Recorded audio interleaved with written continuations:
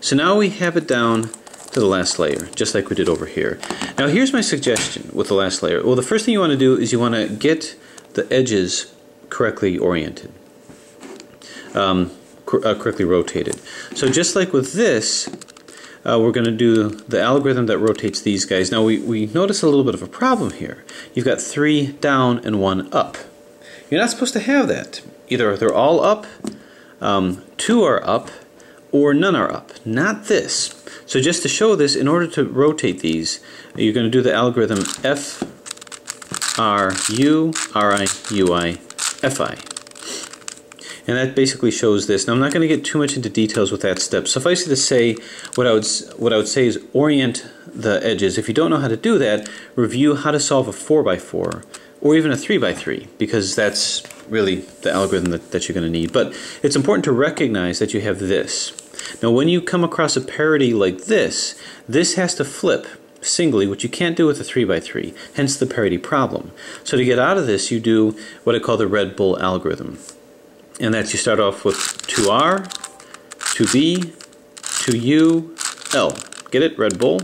Then 2 up, RI, 2 up, R, 2 up, 2F, R, 2F. Then think of liberate, LI, 2B, 2R. So that will get us out of a pickle in that situation.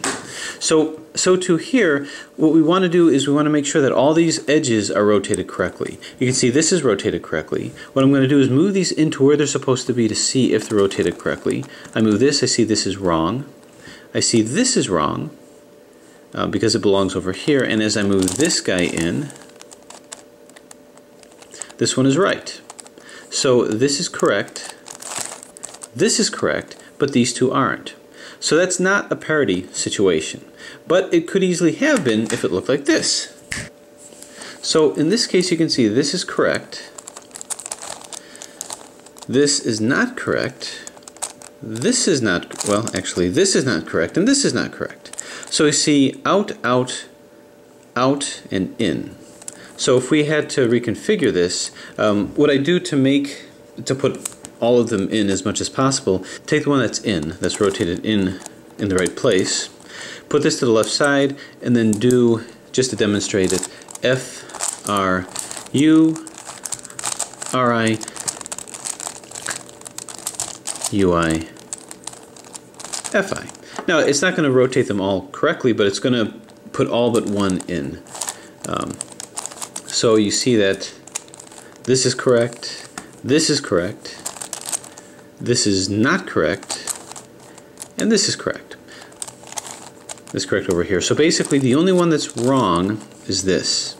So what I'm going to do is, now that I know these are all correct and this is not, is once again the Red Bull algorithm just with this. And that's going to be 2R, 2B, 2U, L, 2 up, RI, 2 up, R, 2 up,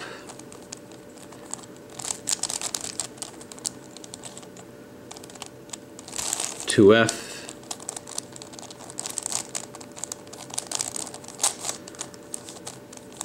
R, 2F, finally LI, 2B, and 2R. Okay, so with that said, all of these should be rotated correctly. Now I'm not interested in putting them in quite yet. I just want to make sure they're rotated correctly. This one is, as I rotate this through, this is, and this is, and as you can see, this is as well. Okay, now the next step that I'd recommend in a 4x4, especially if it's a supercube where center rotation has meaning, is to put the corners in first. Just put the corners in. Just orient those. So if I were to do that in this case, the first thing I'm going to want to do is put the corners in where they're supposed to be. I'm not worried about edge position. So this belongs here. Now bear in mind these are rotated, these are upside down. We can rotate them or not rotate them, doesn't really matter. Normally I would rotate them up. Here it might be a little hard to visualize where it's supposed to be, so I'm not going to do that step. I'm just going to put them where they're supposed to be. This is supposed to be here, so I'm going to hold this here and I'm going to do the algorithm until the other corner piece is where it's supposed to be over here, the one that's right next to it. And that's going to be U-R, U-I-L-I, U-R-I, U-I-L. Now, I don't do it this way with this kind of a puzzle, but I will with this because I think it's going to be easier. So this is in and this is in. You can see this is not in the correct place because this is the orange, and this is not in the correct place. So we're going to solve these two. We're going to handle these two exactly the same way that we handled these guys. The centers, the last two centers here, with a corner swap. So let's do that. 2R U, 2R UI, 2R UID, 2R UI, 2R U, 2R. This moves back. So at the end of the day, this is where it's supposed to be, as is this. But now what I'm going to do is I'm going to do RIDIRD until this is rotated correctly. RIDIRD, RIDIRD, RIDIRD, RIDIRD. So this is rotated correctly. I know because it's the same color, lined up. Move this in place and the same thing. RIDIRD, and keep doing that until what you see is the corners are correct with where they're supposed to be, and as is the orientation. So that's what we're going to do next with this guy. The way that I'm going to do this is it's easy to see where the corners are supposed to go. This corner needs to go right here. This red corner needs to go here, so that's good. This needs to go here, and this needs to go here. So these corners are now in place the way they're supposed to be. If they weren't, then you just do a corner swap. So if it looked like this, you'd see that this is correct, this is correct, this is not. It belongs over here, and this belongs over here. The way you tell is you can see that this is out of place. If I move it here, it looks a lot more in place over here, and this yellow one, that looks a lot more in place over here. So we just do a corner swap, swapping these two, which is really taking this to here, this to here, and this to here.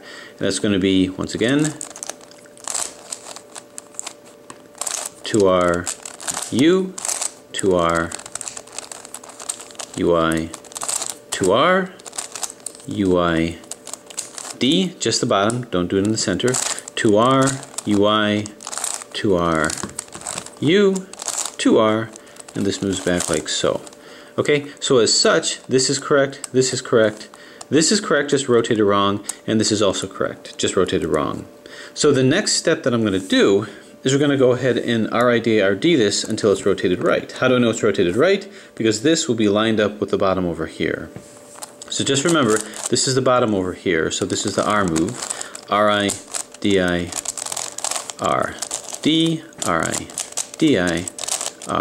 RIDIRD, once more.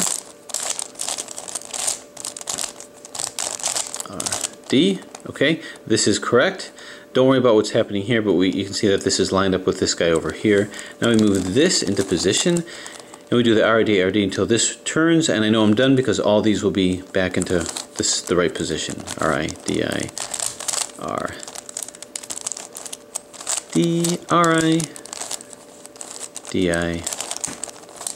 RIDIRD. This is now back, and now I can turn this in here. You can see this is lined up. This is the correct color scheme, as is this, as is this. Now that we have orientation of the edges, and we also have orientation and permutation of the corners, now it's a question of getting these guys in, and that's going to be done by way of corner swaps. Edge swaps. So edge swaps means that we have to swap two edges. Here's the problem. Every time you do an edge swap, you cause misplacement on the other side here. So it appears, and don't worry about the center yet, we're gonna hit that center later. It appears that this edge is in, but these edges are out. So we're kind of in a little bit of trouble here because you don't get that with a 3x3. This is another kind of a parity, similar to what we have here. These two are out. Now the way that I would do that with an edge swap is if you have two that are out, either you're supposed to have all are out or all are in, but not two, because that would mean that you're going to have to do a single swap, and you can't do that. If I swap these two, I'm going to end up swapping these two. So my suggestion is if you get this in that situation, go ahead and have two that are out opposite each other. So I'm going to actually switch these two to get it opposite each other. 2R, U, 2R, U, 2R, 2U, 2R, 2U, 2R, U, 2R, UI, 2R. Now it did flip these, and all these are fine, but I created misplacement over here. Now for the sake of continuity, rather than flip it here, which might be confusing, I'm just going to go ahead and put the two that are opposite over here. The reason why I'm going to do that is because I want to keep this where it is, because I don't want to cause any rotation of the center here quite yet, even though you wouldn't notice it. So 2R, 2U, 2R, 2U, 2R, 2U. That was an opposite edge swap, so now these two are out.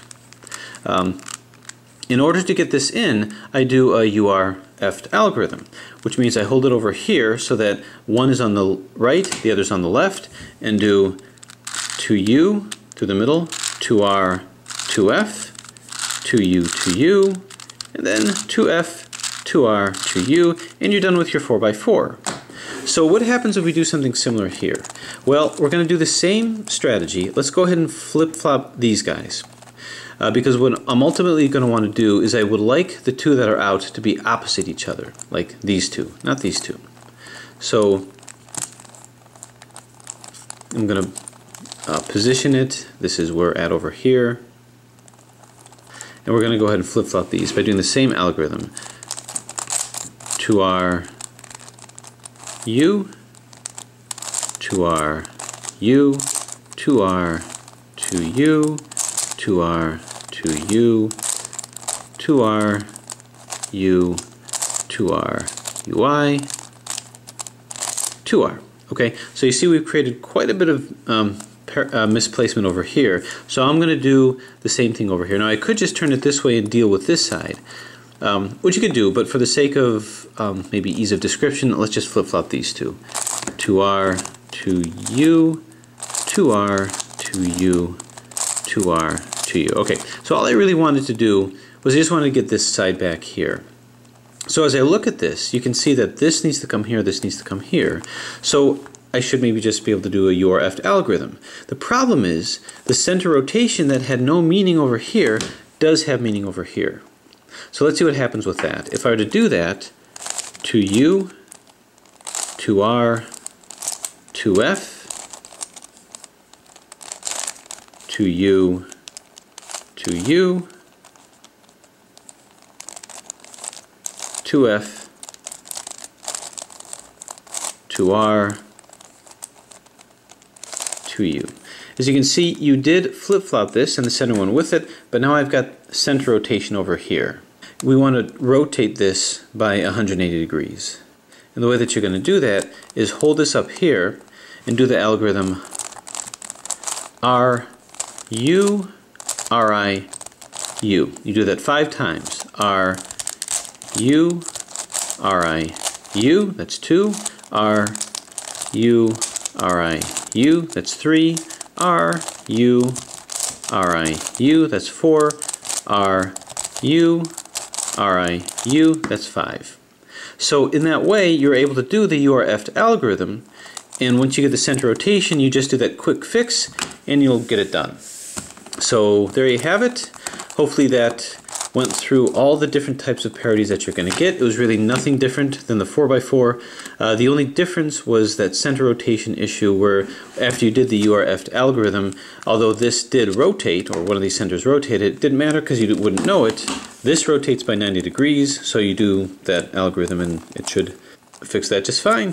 Anyway, I hope that clarifies things. If there's any other questions that you might have with this particular puzzle, let me know. Obviously, pictures always help as I can get it into that configuration, show you how to get it out of it.